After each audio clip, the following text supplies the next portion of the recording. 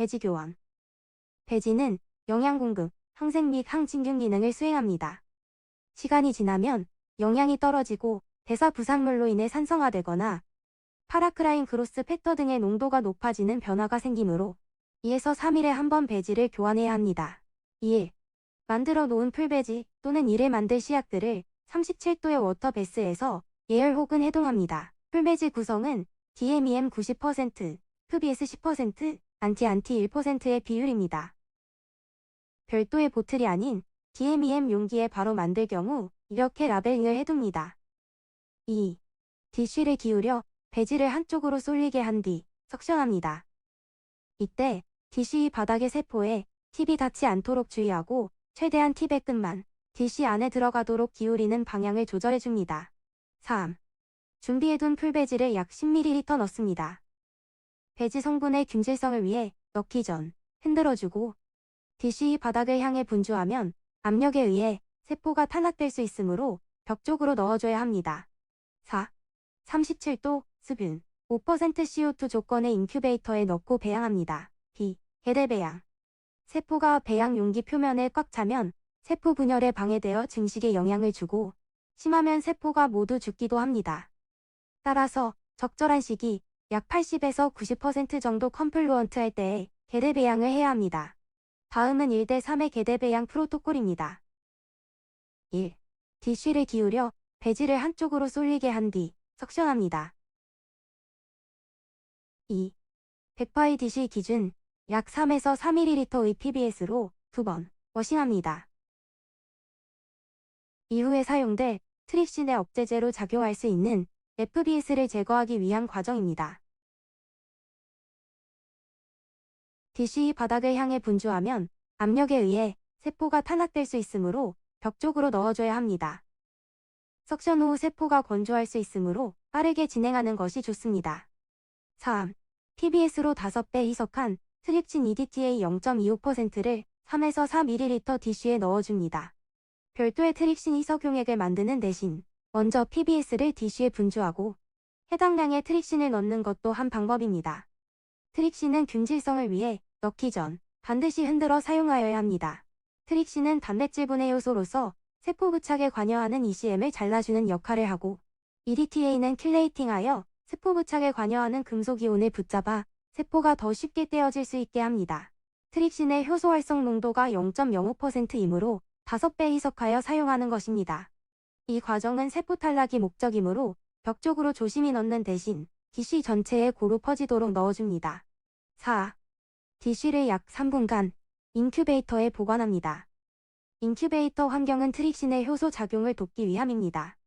세포가 탄압된 것을 현미경 또는 육안으로 확인한 후 다음 단계를 진행합니다. 확인 전 디쉬를 가볍게 탁탁 쳐주는 것은 세포가 떨어지는 데 도움을 줍니다. 이와 같은 대기 시간을 활용하여 디쉬 또는 트레이의 세포 종류, 패시지 넘버, 날짜, 실험자를 라벨링 해둡니다. 기존 패시지 넘버에서 1을 더해 기재합니다. 5. 풀배지를 3에서 4ml 첨가하여 트립신의 작용을 블락킹합니다. 넣어주는 배지의 양은 트립신 농도를 떨어뜨려 블락킹이 가능할 정도면 충분하며 시간이 지체될수록 세포 손상의 위험이 있으므로 빠르게 진행하는 것이 좋습니다. 6. 디쉬를 기울여 여러 번의 파이패팅으로 미처 떨어지지 않은 세포를 쓸어내려줍니다. 세포 현타객을 모아 코니컬 튜브에 옮겨 담습니다. 7. 코니컬 튜브를 원심 분리기에서 5분 동안 3000rpm으로 돌려줍니다. 같은 무게의 밸런싱 튜브를 미리 준비해두는 것이 좋습니다. 8. 세포 펠렛을 확인하고 여기에 팁이 닿지 않도록 주의하며 상층액을 석션합니다. 9. 튜브에 풀배지 10ml를 넣고 세룰로지컬 파이펫으로 서스펜션합니다. 마이크로 파이펫은 입구가 좁아 와류 발생 가능성이 높아지므로 세포 손상의 위험이 있습니다. 10.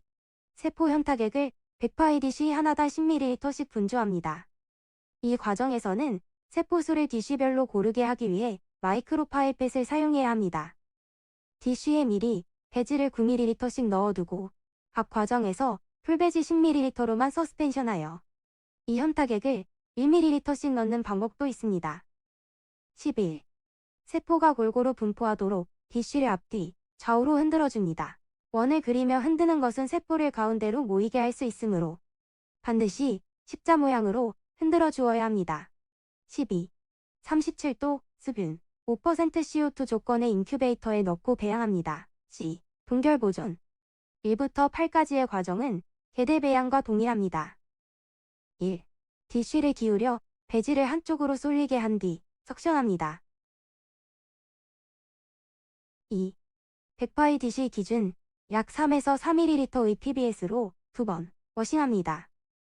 이후에 사용될 트립신의 억제제로 작용할 수 있는 FBS를 제거하기 위한 과정입니다. 디쉬 바닥을 향해 분주하면 압력에 의해 세포가 탄압될 수 있으므로 벽 쪽으로 넣어줘야 합니다. 석션 후 세포가 건조할 수 있으므로 빠르게 진행하는 것이 좋습니다. 3. PBS로 5배 희석한 트립신 EDTA 0.25%를 3에서 4ml 디쉬에 넣어줍니다. 트립신은 균질성을 위해 넣기 전 반드시 흔들어 사용하여야 합니다.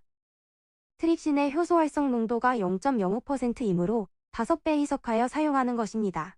별도의 트립신 희석용액을 만드는 대신 먼저 PBS를 디쉬에 분주하고 해당량의 트립신을 넣는 것도 한 방법입니다.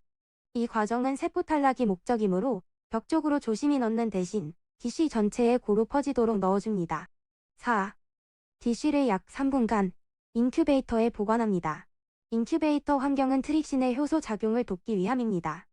세포가 탈락된 것을 현미경 또는 육안으로 확인한 후 다음 단계를 진행합니다.